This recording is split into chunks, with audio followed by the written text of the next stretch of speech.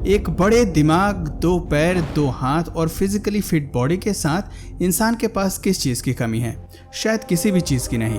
हमने अपनी यात्रा की शुरुआत सिंगल सेल से की और एक ऐसी पोजीशन पर पहुंच गए जहां से हम पृथ्वी को डोमिनेट करते हैं। आज पृथ्वी पर शायद हम सबसे कॉम्प्लेक्स क्रिएचर हैं, लेकिन ज़रा सोचिए कि बिलियन साल पहले हम कैसे रहे होंगे, हमारी सोच कैसी रही होगी और अपनी एवोल्यूशन की दौड़ में ऐसी क्या चीज़ रही जिसने हमें सबसे अलग बनाया होगा।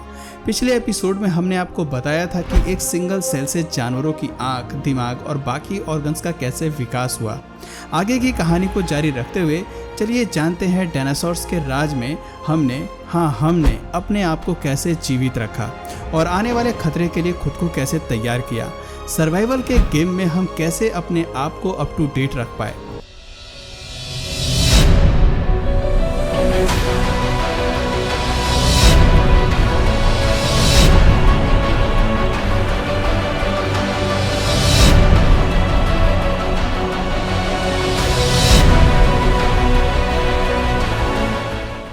दोस्तों, पिछले एपिसोड में हमने जाना कि 340 मिलियन साल पहले कैसिनेरिया ही वो पहले जीव थे जिन्होंने अंडे दिए और ज़मीनी सतह पर रहने के लिए एडॉप्ट हुए।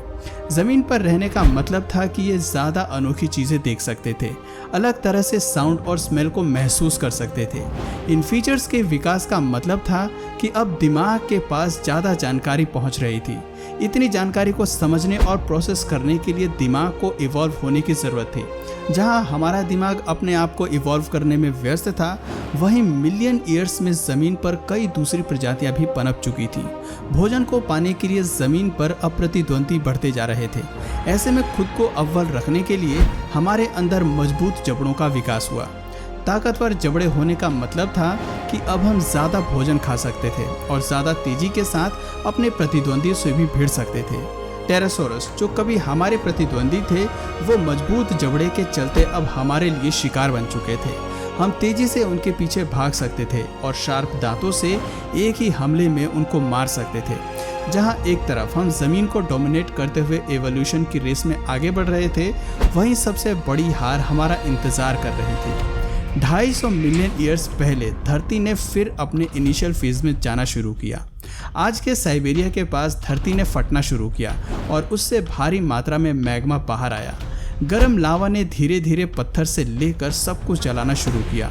500 मिलियन ईयर्स में ये लावा धरती के एक बहुत बड़े क्षेत्र में फैल गया। ट्रिलियन टन में कार्बन डाइऑक्साइड आसमान में रिलीज हुई, जिसने सूरज की हीट को वातावरण में ही ट्रैप कर लिया।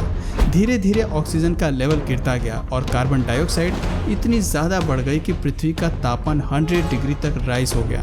बढ़ते तापमान ने कुछ नहीं छोड़ा। वनस्पति, पेड़ पौधे, जानवर सब कुछ तबाह हो गए। कई प्रजातियां हमेशा के लिए विलुप्त हो गईं। केवल 5% जानवर ही खुद की रक्षा करने में सफल हो पाए। इन 5% आबादी में से हम भी एक थे और हमारे साथ भी कुछ चुनिंदा जीव थे जो आने वाले भविष्य में डायनासोर के रूप में पूरी धरती पर राज करने वाले थे। जैसे जैसे पृथ्वी ने ठंडा होना शुरू किया, सर्वाइवल की बैटल ऑफ भी ठंडी पड़ गई। लेकिन अब बारी थी दुनिया में अपना राज जमाने की और इस रेस में आगे निकलने वाले थे डायनासोर। एवोल्यूशन की रेस में आगे निकलते हुए डायनासोर ने एक लंबे समय तक धरती पर राज किया। 30 मिलियन साल पहले एक बार फिर से इरप्शन ने जीवों की 95% संख्या को अपना निशाना बनाया। सदियों से फैलता हुआ इकोसिस्टम पूरी तरह झुलस गया। जब तबाही रुकी तो हम एक बड़ी छिपकली के रूप में धरती पर जिंदा थे। हालांकि और भी कई जीव इस तबाही से खुद को बचा पाए थे। उनमें से एक डायनासोर भी थे। वो रेप्टाइल से खुद को बड़े डायनासोर्स में इवॉल्व करने में सफल हो पाए थे। मास एक्सटिंक्शन के बाद जो सबसे पहले इवॉल्व होकर डायनासोर बने वो थे हेरोसोरस। 5 फुट लंबे ये जीव एवोल्यूशन की रेस में आगे निकल गए। ट्रायसिक पीरियड के अंत के बाद इन्होंने जुरासिक पीरियड की नींव रखी।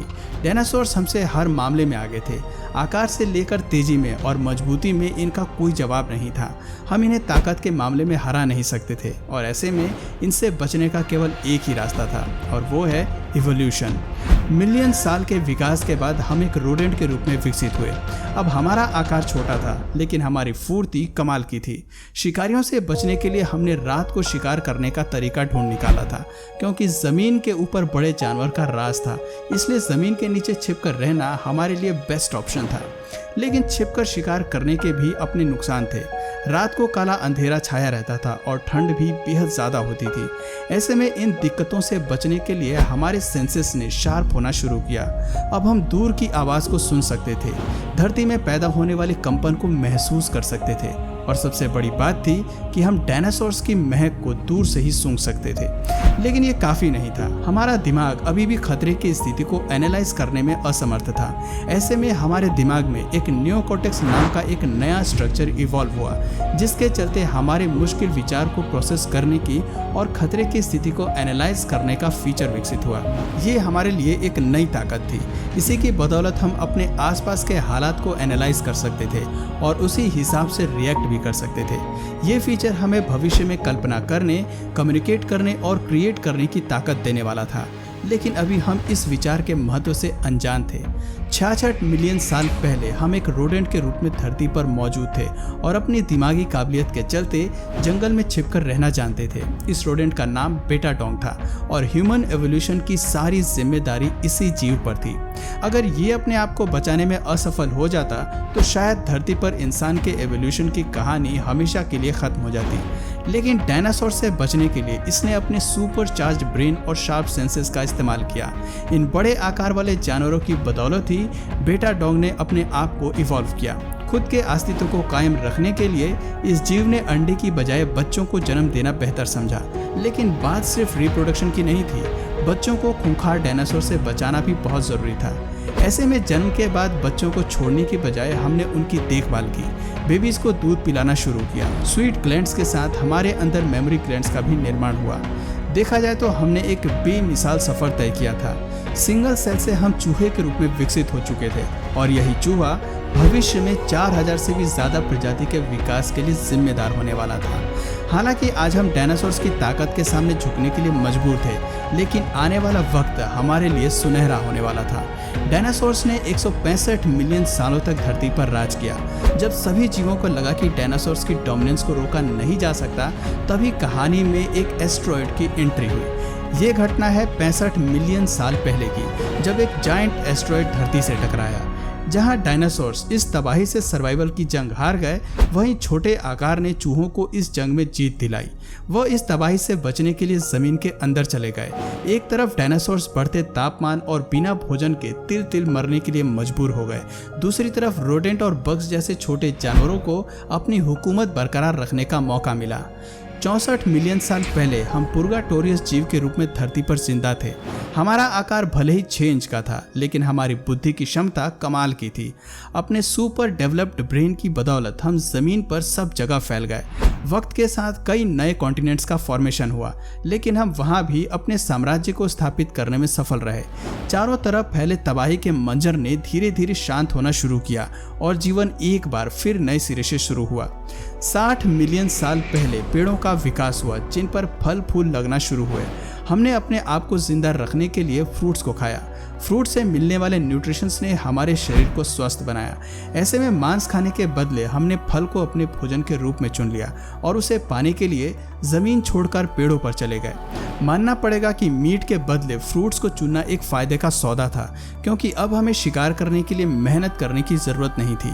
पेड़ पौधों के रूप में शाकाहारी भोजन हमें आसानी से उपलब्ध था, लेकिन पेड़ों पर रहना आसान नहीं था। वहाँ की दुनिया ज़मीनी दुनिया से अलग थी। ऐसे में हमारे अंदर फीचर्स का विकास भी ज़रूरी था।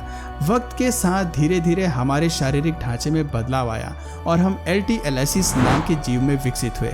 आपको बता दें कि ये हमारी प्रजाति के पहले मैमल्स थे जिन्होंने पेड़ों पर रहना शुरू किया था। 56 मिलियन साल पहले हम अपनी नई दुनिया में रहने के लिए एडॉप्ट हो गए और एक प्राइमेट के रूप में विकसित हुए। लेकिन ये दुनिया एक बार फिर बदलने वाली थी। एक बार फिर मौसमी बदलाव के चलते जंगल छोटे होने शुरू हो गए। 10 मिलियन साल तक चले इस बदलाव में भोजन की मात्रा धीरे धीरे जंगल में खत्म हो रही थी। ऐसे में अपने आप को जिंदा रखने के लिए हमने स्ट्रेच होना शुरू किया। पेड़ पर रहते हुए एक पेड़ से दूसरे पेड़ पर जाने के लिए हमने अपने शरीर और पूंछ को लंबा और फ्लेक्सिबल बनाया। साथ ही हमारे हाथ भी उसी तरह से विकसित हुए। 17 मिलियन साल पहले बदलते तापमान के साथ हम भी पूरी तरह बदल गए, लेकिन ये बदलाव अभी खत्म नहीं हुआ था। अब जिस स्वरूप में हम विकसित होने वाले थे वो हमारे पुराने पूर्वजों से मेल खाने वाला था। ये कैसे हुआ और हमने कैसे अपने आप को कुदरत के साथ इवॉल्व किया, ये कहानी हम आपको पहले ही सुना चुके हैं। अगर आप फिर भी एवोल्यूशन की हर छोटी बड़ी डिटेल जानना चाहते हैं तो इस पर हम जल्दी ही तीसरा पार्ट जरूर बना देंगे। इसलिए अगर आप चाहें तो कमेंट में पार्ट 3 मेंशन करना ना भूलें। आप में से जिस किसी ने भी इसका पार्ट 1 नहीं देखा है उसका लिंक मैं डिस्क्रिप्शन में दे दूंगा। आप चाहें तो फर्स्ट पार्ट वहां से भी देख सकते हैं या फिर मैं कमेंट में उसे पिन कर दूंगा। तो दोस्तों आज की वीडियो में बस इतना ही। अगर ये वीडियो आपको पसंद आया या फिर इस वीडियो से आपको कुछ नया जानने या सीखने को मिला या फिर इंटरेस्टिंग लगा तो प्लीज़ इस वीडियो को एक लाइक करके अपने फ्रेंड्स और फैमिली में से ज़रूर शेयर करें। और यदि आप इस चैनल पर नए हैं तो प्लीज़ इस चैनल को सब्सक्राइब करके बेल नोटिफिकेशन आइकन को ऑन कर लीजिए ताकि हमारे आने वाले वीडियोस आप मिस ना करें। मिलते हैं फिर किसी वीडियो में नए टॉपिक के साथ, तब तक के लिए नमस्कार।